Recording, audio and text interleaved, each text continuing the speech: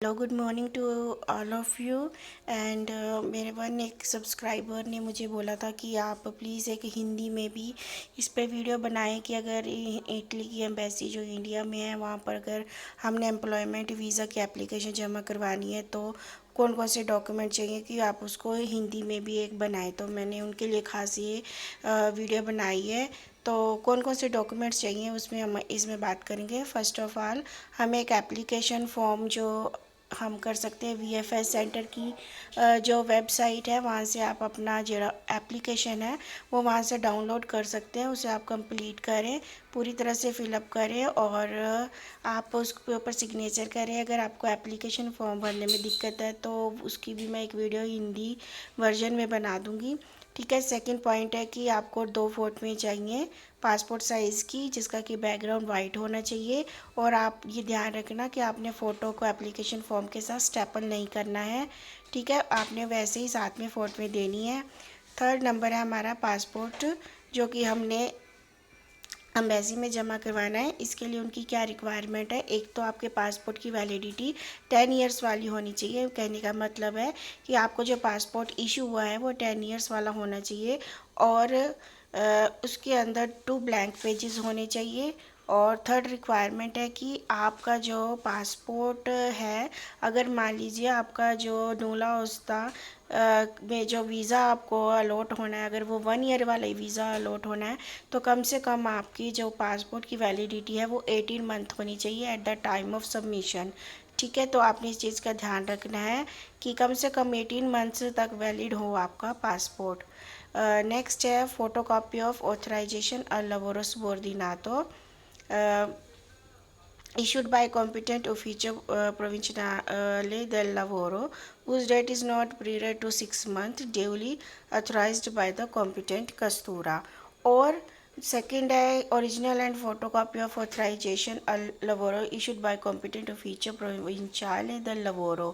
हाँ जी, ये बात हो रही है जो नूला ओस्ता है, जो कि नो ऑब्जेक्शन आपका जहाँ से वर्क परमिट निकला है इटली में। ठीक है, जौन से भी अगर तो परफातूरे से लॉट हुआ है तो वो ओरिजिनल, या फिर अगर आपका कस्तूरा ने जो है नो लाउस्ता इशू किया है तो जो भी जौन सा भी आपका नो ऑब्जेक्शन का वर्क परमिट का जो है वो आपने ओरिजिनल जो है वो साथ में जमा करवाना है, जिसकी वैलिडिटी जो मानी जाती है जब आपको वो नो लाउस्ता इशू है तो वो 6 मंथ की वैलिडिटी मानी जाती है। ठीक है, 6 मंथ के अंदर अंदर आपने वो एम्बेसी में वीज़ा के लिए जमा करवाना होता है। ठीक है। फिफ्थ है जी वन वे फ्लाइट रिजर्वेशन। आपको नेक्स्ट डॉक्यूमेंट चाहिए कि एक साइड की जो है वन वे की जो है आपने एयर टिकट बनानी है कि आपने इस दिन को जाना है। जैसे कि मान लीजिए आपने आज की डेट में 21 को आपने अपनी एप्लीकेशन जमा करवाई है तो आप नेक्स्ट मंथ नवंबर की आप देख लीजिए 15 तक आपको एक टिकट बनानी है। कहने का मतलब है कि आपको 1 मंथ या 20 डेज़ का गैप डाल लीजिए जिस दिन आपने सबमिट करवाई है उसमें। तो आपने इस तरह अपनी 1 वे की एक टिकट बनवानी है। सिक्स था कि photo copy of all observation in the passport.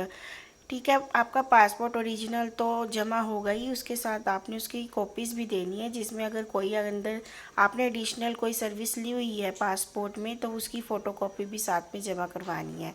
Seventh है एम्प्लॉयर्स डिक्लेरेशन। हाँ जी, ये होता है आपका जिसने आपके पेपर भरे हैं वो पर्सन नहीं कि जिसे आप पर्सनली जानते, जो आपको काम देगा वहाँ पे इटली में। ठीक है, उसकी तरफ से एक डिक्लेरेशन चाहिए जिसमें यह लिखा होगा कि मैं इस पर्सन को अपना काम पे रखना चाहता हूँ, ये इसकी यहाँ पर ये रहेगा। ठीक है, अगर वो आपको दे रहा है रहने की जगह और क्या काम वो आपको देगा और किस जगह पे आपने काम करना है, वो सारी डिटेल जो है वो एम्प्लॉयर जो है इस डिक्लेरेशन में मेंशन करेगा और स्टैम्प और सिग्नेचर साथ में उसके होंगे। एट्थ में एम्प्लॉयर की आईडी कॉपी जो भी उसकी है, जैसे कि इटली में कार्ता आइडेंटिटा कहते हैं आइडेंटिटी को, तो वो भी वो साथ में सेल्फ अटेस्टेड करके देगा। और नाइन्थ है if employer is not Italian, अगर वो इटालियन नेशनल का नहीं है, अगर कोई और किसी उसकी जो नेशनैलिटी है वो कोई और है, इटालियन नहीं है, तो उस केस में उसकी जो स्टे परमिट है, परमेसो दी सोजोर्नो है, वो भी साथ में उसकी कॉपी जो है वो लगेगी। ठीक है। परमिट ऑफ स्टे की कॉपी में आप ध्यान रखना कि अगर वो कम्यूने से टेस्ट करके देता है, इन केस अगर वो इटालियन नहीं है आपका एम्प्लॉयर, यानी कि दत्तोरे दी लवोरो जिसने आपको काम देना है, तो उस केस में उसे कहना कि आप अपनी परमेसो दी सोजोर्नो स्टे परमिट की कॉपी कम्यूने से टेस्टेड करके दें। ठीक है। उसके बाद सपोर्टिंग डॉक्यूमेंट्स में आपका क्या आ जाएगा, please show original documents at the time of submission. ठीक है, ऑफ एप्लीकेशन फॉर वेरिफिकेशन। फिर आपने जो डॉक्यूमेंट है वो ओरिजिनली, वैसे तो नूला उसका पासपोर्ट वगैरह सब कुछ ओरिजिनली वहाँ पे जमा होगा। ठीक है, वेरिफिकेशन वो करेंगे उस टाइम पे जब आप जमा करेंगे, टिकट वगैरह आपने देनी है।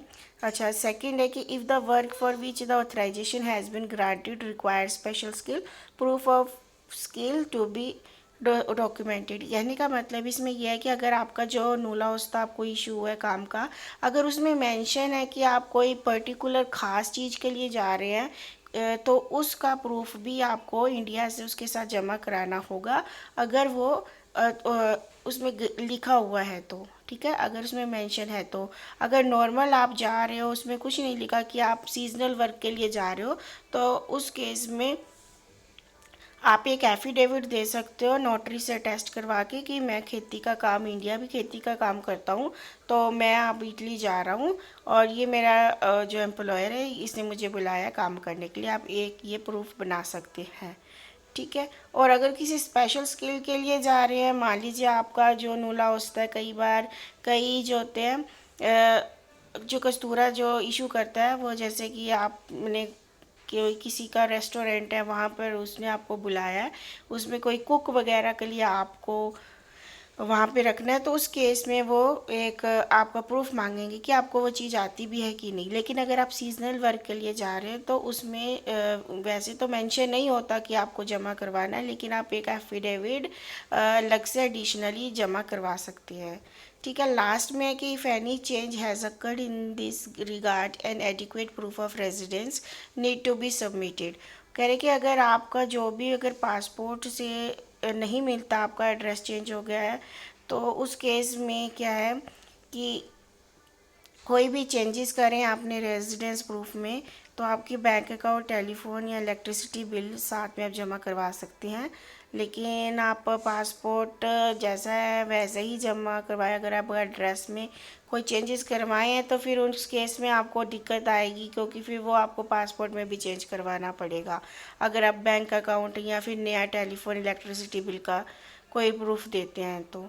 ठीक है। तो आप फ़िलहाल तो पासपोर्ट का एड्रेस जैसा है आप वैसे ही सबमिट करवा सकते हैं। ठीक है। नेक्स्ट है कि जो एम्बेसी और या कॉन्सुलेट है वो 30 डेज़ लेती है वेरिफिकेशन या फिर आपको नूला उस्ता पर वीज़ा इशू करने के लिए, तो आपको कम से कम 30 डेज़ वेट करना ही पड़ेगा।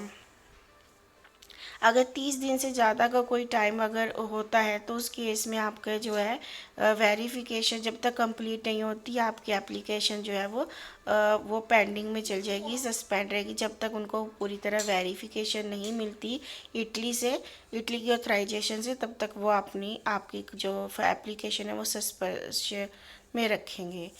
ठीक है। तो ये थी वीडियो मेरे हिंदी वर्जन में जो सब्सक्राइबर हैं उनके लिए। अगर वीडियो आपको अच्छी लगी तो प्लीज़ कमेंट बॉक्स में लिखिएगा, और अगर आपको और भी किसी चीज़ की जानकारी हिंदी में चाहिए था तो आप प्लीज़ कमेंट बॉक्स में लिख सकते हैं।